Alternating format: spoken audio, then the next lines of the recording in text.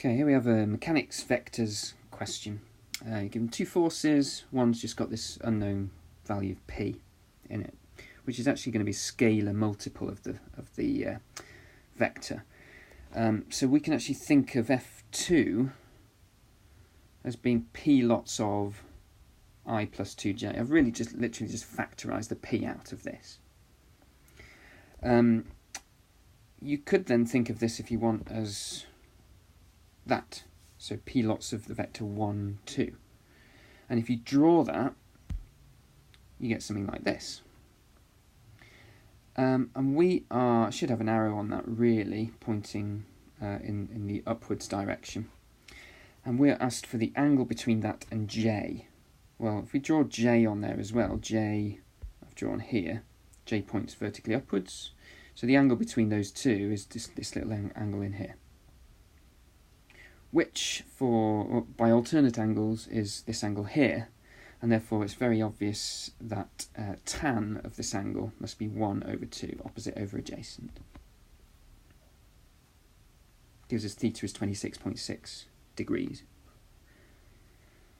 Okay, then we're told that the resultant of the two vectors is r. Resultant means the sum of them. So this plus this is r. Great. Start by writing that down. R is F1 plus F2. Now these brackets now are not doing anything at all, because the brackets have to be here technically because it's this whole thing times newtons, and similar here.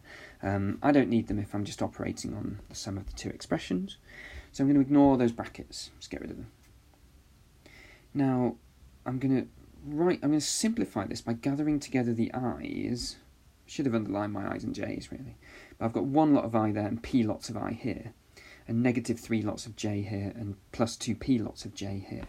So if we gather those together, all together we get 1 plus p lots of I, and negative 3 plus 2p lots of j. Now let's look at this extra piece of information we've been given. If r is parallel to I, that means it's horizontal, and that means the j component is 0.